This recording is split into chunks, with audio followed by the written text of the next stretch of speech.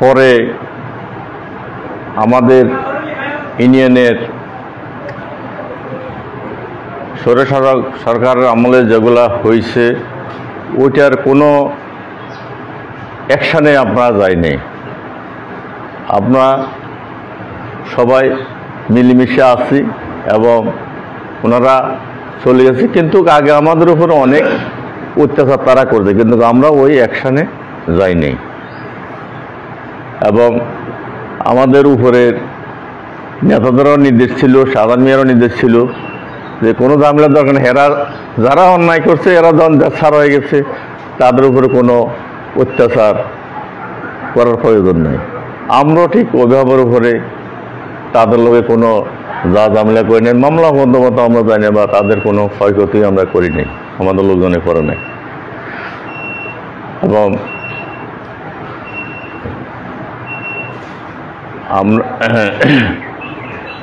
এবং টুকিটাকি আমরা যে কোনো কিছু হইলেও আপনাদের লোকজনে বা অত্যাচারের অ্যাকশানে হয়তো দুই এক কথা বললো, এগুলো আমরা তাদেরকে বাধা দিচ্ছি বা কোনো রকম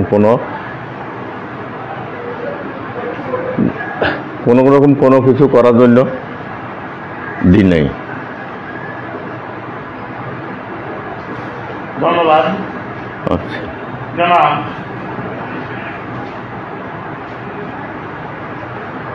স্বৈর শাসক কর্তৃক 16টি বৎসর মাধ্যমে আপনি এবং আপনার দল কতটুকু নির্যাতিত নিপীড়িত হয়েছেন একটু বলবেন? আওয়ামী লীগ সরকার আসার পরে আমি এট এ টাইম 14টা মামলা খাইছি, 1 বছর এলাকা ঢুকতে পারিনি। এবং আমাদের অনেক নেতাকর্মীরা মামলা খাইছে, বিভিন্ন নির্যাতন হয়েছে, বিভিন্ন রকমের তাদেরকে অত্যাচার করছে, মারধর করছে, কিন্তু আমরা ওদেরকে কোনো ওই রকম ওই অ্যাকশানে আমরা যাইনি। আমার 14টা মামলা দেওয়ার পরও 1 বছর ঢুকাতে না পারার পরও আমি 12 বছর এলাকা ছাড়া বাসা ভাড়া করি সুবর্ণচর উপজেলাতে ছিলাম, আরবদার কাশ্মীরের বাসাতে। আমি মেম্বার হয়েছি ওইখান থেকেই আসি। ওইখান থেকে আসতে মনে করেন জনগণ আরো ভোট দিত, মনে করেন আমি প্রার্থী হইতে না নিষেধ করলেও এলাকার জনগণের জন্য পাইনি। দীর্ঘদিন থেকে ওনারা, আমি মেম্বার হওয়ার আগের থেকে বিভিন্ন লোকজনগুলো আমার সাথে জড়িত ছিল, ওনারা সবসময় বলে যে না আমাদেরকে হালাই হয়ে যাবে। তখন আমি বাধ্য হইতে মনে করেন ওইখানে থাকি, এখানে প্রার্থী হইতাম। আসতাম মতো দিনে আসলো, রাত্রে আমার এলাকাতে বা চলার মতো কোনো রকম সমস্যা ছিল, হয়তো আশিভাবে চলে যেতাম। এবং এর প্রকৃতি একটা কথা বলি, জনশ্রুতি রয়েছে যে আপনি দীর্ঘ 29 বছর ইউনিয়ন পরিষদে জনসেবা করে আসছেন। আপনার ওয়ার্ড নাম্বার কত? আপনি কেন বারবার মেম্বার নির্বাচিত হচ্ছেন? জনগণ আপনাকে একটু বেশি ভালোবাসার কারণটাকে একটু ব্যাখ্যা দেবেন? আমি আমার মেম্বারি জীবনে বা আরও মেমোরির আগে সালিশ বিচারের জীবনে আমি কোনো দিন কারো থেকে 10 টাকা সালিশও নিই নেই, কোনো আনামতও নিই নেই। এবং ফাইলে একজন উপকার করছি, না ফাইলে আমি কিছু আন্দারা সম্ভব হবে না। আমার যতটুকু যাকে সম্ভব অতটুকু উপকার করছি। আর আমি রাজনীতিকে আওয়ামী লীগ বিএনপি দল বিদল এগুলাই চিন্তা করি রাজনীতি করতাম না।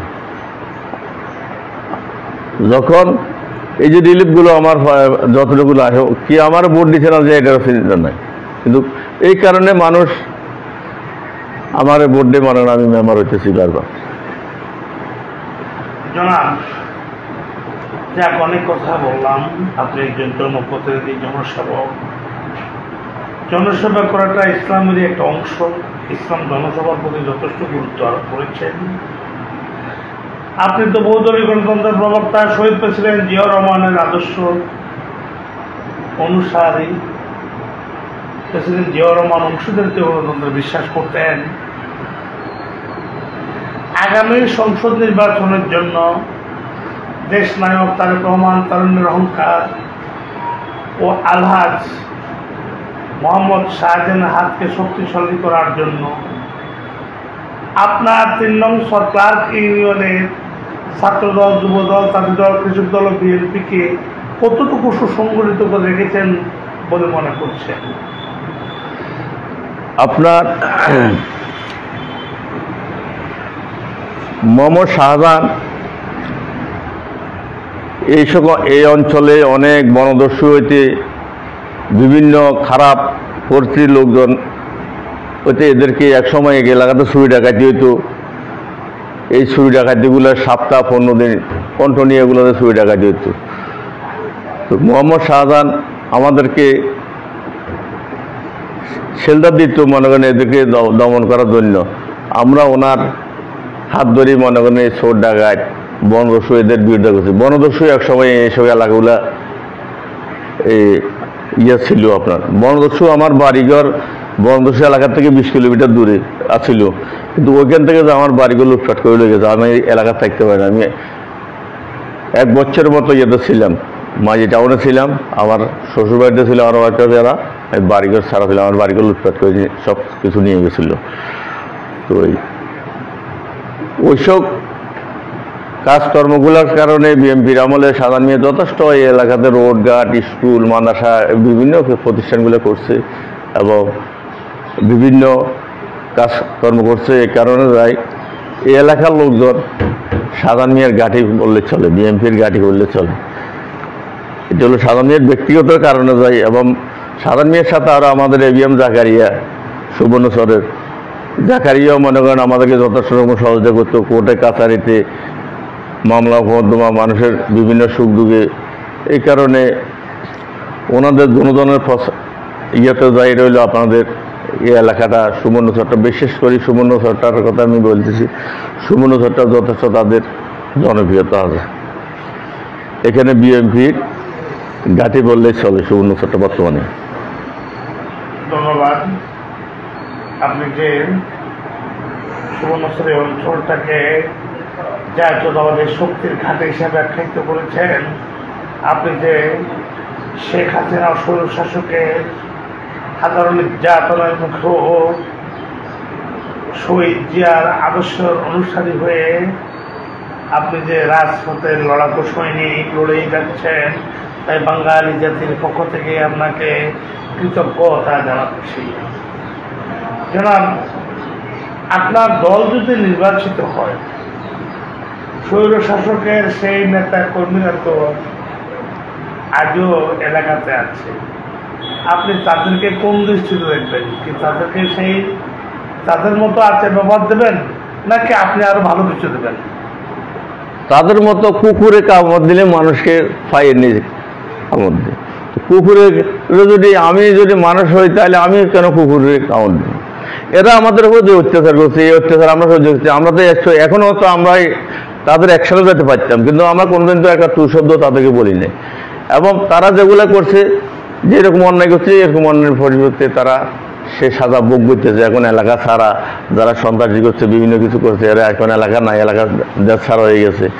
তো আমরা তো এখনো আল্লাহ আমাদেরকে টিকে দেখছে, এখনো আমরা আছি। এখন পর্যন্ত এই 16-17 বছর মামলা মোকদ্দমা আঙুরে বনদস্যু বিভিন্ন রকম তারা জ্বালাইছে। এবং বনদস্যুর লিডও ছিল তারা। এই সাধারণ মেয়ে আপনার বাগানের ভিতরে, বাগানের মধ্যে রাত্রে কাজ ফজলে কাটাচ্ছে বনদস্যু অভিযানে। কত লোক, বিএনপির লোক আপনার মনে করেন ইয়েতে চলে যেতে হয়েছে, বাড়িঘর ছাড়িয়ে চলে যেতে হয়েছে এই এলাকাতে। ওই ব্যাপারে তো রিক্সটা তো সাধারণ মেয়ে নিয়েছে, এবং সাধারণ মেয়ের নেতৃত্বে তো এই ইয়েটা হয়েছে। কিন্তু কিছু কিছু আওয়ামী লীগের ভদ্র লোকগুলো সহজতা করছে, এটা মিথ্যা কথা বলার কথাটা। কিন্তু আওয়ামী লীগের ভিতরে যে সব লোক খারাপ তা না, ভালো মন্দ তো সব দলের ভিতরে আছে। ধন্যবাদ। জনাব, আপনি তো 3 নং ক্লার্ক ইউনিয়নের বর্তমানও পেনাল্টি, জি, এবং 29 বছর